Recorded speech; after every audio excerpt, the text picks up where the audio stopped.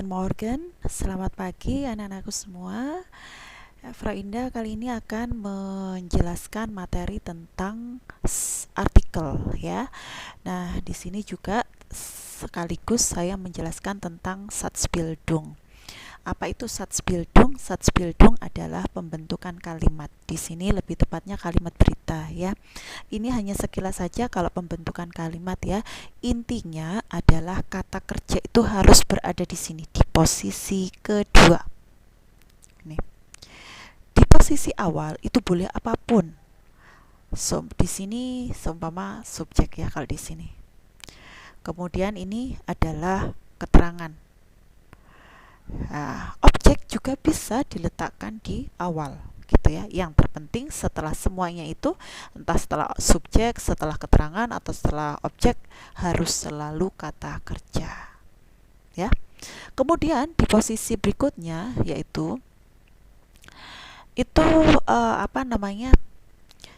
kalau seumpama ya, di posisi pertama itu kalian letakkan keterangan, kemudian posisi kedua harus kata kerja. Nah, di manakah posisi subjek? Nah, di setelah kata kerja. Ya, jadi intinya membuat kalimat berita dalam bahasa Jerman itu yang terpenting adalah posisi kata kerja adalah di posisi kedua. Sedangkan posisi subjek itu bisa sebelum atau sesudah kata kerja pas ya, sebelum atau sesudah kata kerja pas. Itu saja intinya dalam membuat kalimat berita dalam bahasa Jerman. Untuk yang lain-lain terserah ya. Sekali lagi, yang terpenting posisi kata kerja berada di posisi kedua. Kemudian posisi subjek harus sebelum atau sesudah kata kerja pas. Ya, oke, itu sekilas tentang pembentukan kalimat berita. Sekarang kita langsung ke intinya, yaitu artikel.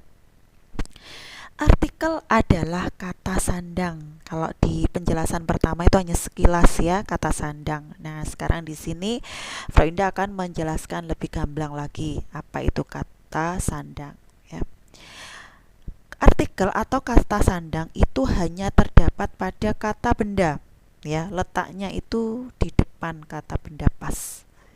Ada 3 jenis kata sandang dalam bahasa Jerman, yaitu maskulin ditandai dengan der, atau bisa juga di situ disingkat M atau disingkat dengan R. Kata sandang yang kedua adalah feminin ya, ditandai dengan D atau E atau F. Dan kata sandang yang ketiga adalah netral, yaitu ada das, ada atau N atau S ya, ditandai dengan itu. Nah, ketiga kata benda tersebut selalu diikuti oleh artikel ya. Jadi baik benda yang berjenis maskulin, feminin maupun netral itu namanya artikel ya. Jadi setiap kata benda itu diikuti oleh artikel yang berbeda-beda dan sudah ditentukan. Nah, sekarang kita mengenal bentuk-bentuk artikel. Ya, kalau tadi ada jenisnya yaitu maskulin, feminin, dan netral, sekarang kita mengenal bentuk-bentuk artikel. Yang pertama yaitu bestimmter artikel. Ini yang tertera di kamus asli, ya. Bestimmter artikel. Bentuk yang kedua yaitu unbestimmter artikel. Bentuk yang ketiga adalah null artikel, ya, atau tanpa artikel. Apakah itu bestimmter artikel? Ini bestimmter ya, mohon maaf, ini salah, bukan bestimmter tapi bestimmter artikel. Apakah itu bestimmter artikel? Bestimmter artikel ini kalau secara makna itu adalah kata benda tentu atau kata benda pasti, yaitu ditandai dengan der, die, das ya. Contohnya adalah das Buch, der Bleistift ya. Kemudian misalnya die Landkarte, itu contoh-contoh bestimmter artikel. Dan di kamus itu juga yang tertera itu artikel bestim, bukan unbestim, bukan null artikel. Yang ada di kamus itu yang tertera jenis bestim terartikel. Ya. Oke. Kapan kita gunakan bestim terartikel? Apabila kata benda yang kita maksud itu sudah kita tahu secara pasti. Buku ini loh, buku itu. Nah, dan sudah jelas pemiliknya. Nah, ada fontnya itu pasti kata benda tersebut diikuti artikel bestim. Ya. Oke. Nah, bestim terartikel ini tadi seperti yang Frau Indah jelaskan tadi, ketentuannya adalah ya bahwa kata benda tersebut itu sudah kita ketahui secara pasti bentuknya. Kemudian kepemilikannya sudah diketahui dengan jelas. Tetapi lebih gampangnya kalau kita ingin mengatakan buku ini, buku itu, maka yang kita perlukan adalah bestim terartikel. Nah, sekarang apa bedanya dengan unbestim terartikel? Kalau kita ingin mengatakan ya, kalau secara maknanya unbestim terartikel itu adalah kata benda tak pasti. Ya. Yang dimaksud yang gimana toh, Frau? Kata benda tidak pasti itu ya, lebih mudahnya adalah kalau kita ingin menyebut kata benda tersebut dengan misalnya sebuah buku, seorang laki-laki, seorang guru. Nah, itu yang kita butuhkan adalah unbestim terartikel. Ya. Loh, Frau, kalau saya terjemahkan, misalnya saya ingin mengatakan sebuah buku, saya terjemahkan das buh, boleh, Frau? Ya salah, nggak boleh. Yang betul adalah kurang tepat ya. Yang tepat adalah ein buh. Ya, oke. Nah, itu perbedaan antara bestim dan unbestim. Kalau kita ingin mengatakan seorang guru perempuan atau seorang siswi, kita mengatakannya eine Schülerin. Kita ingin mengatakan sebuah pensil, kita mengatakannya ein Bleistift ya. Oke. Nah, sekarang kalau kita ingin mengatakan seorang guru perempuan, Frau, ya, kita sebut dengan eine Schülerin. Ya, bukan die Schülerin tetapi eine Schülerin. Oke. Nah, sekarang kita juga belajar tentang penyangkalan. Ya. Penyangkalan dalam bahasa Jerman ya. Di sini istilahnya adalah Negation. Penyangkalan dalam bahasa Jerman yang disangkal di sini adalah kata benda. Karena yang disangkal adalah kata benda, maka juga perubahannya mengikuti artikel benda masing-masing. Misalnya, itu bukan buku. Ya, das ist kein Buch.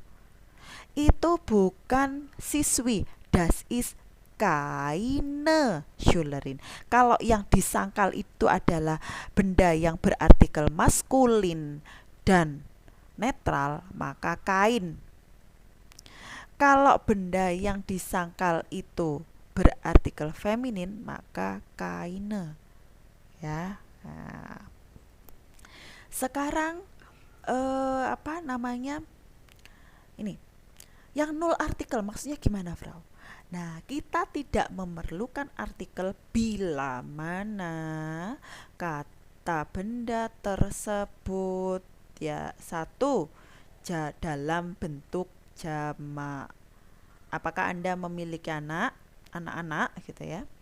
Haben Sie Kinder? Ya, tidak perlu artikel. Apabila menyebut nama orang tidak perlu diberi der Thomas gitu, meskipun Thomas itu laki-laki, langsung saja ich bin Thomas.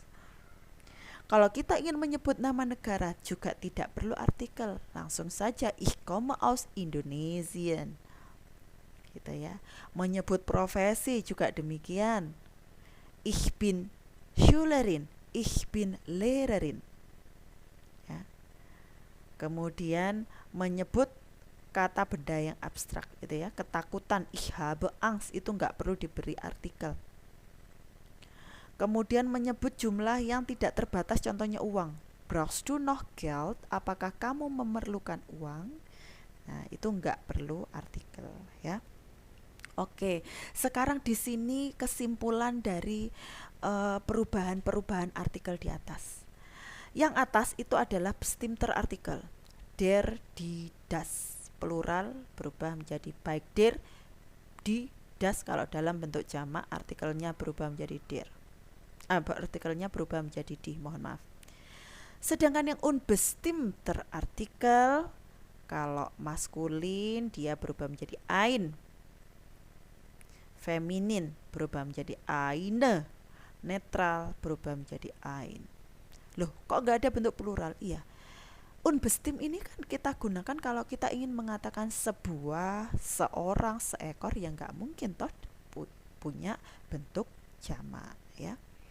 Nah, sedangkan yang negation, kalau kita ingin menyangkal misalnya itu bukan pensil kan der Bleistift ya, maka kalau saya ingin menyangkalnya menjadi das ist kein Bleistift. Itu bukan siswi, das ist keine Schülerin. Itu bukan buku, das ist kein Buch.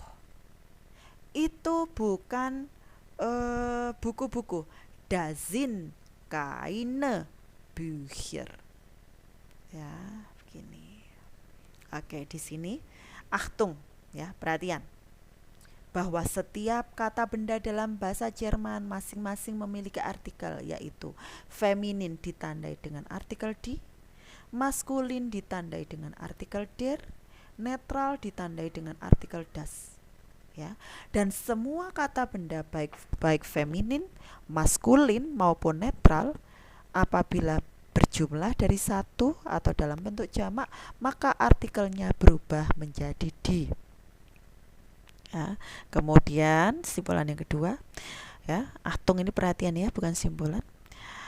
Ada dua hal penting dalam menyusun kalimat berita dalam bahasa Jerman, yaitu kata kerja selalu berada di posisi kedua dan posisi subjek harus berada tepat sebelum atau sesudah kata kerja. Oke, demikianlah anak-anakku sekalian penjelasan dari Frau Indah tentang materi artikel ya. Di situ juga ada pembentukan kalimat berita. Semoga bermanfaat ya. Sampai kita dalam pembahasan berikutnya. Demikian, terima kasih. Dankeschön, auf Wiedersehen.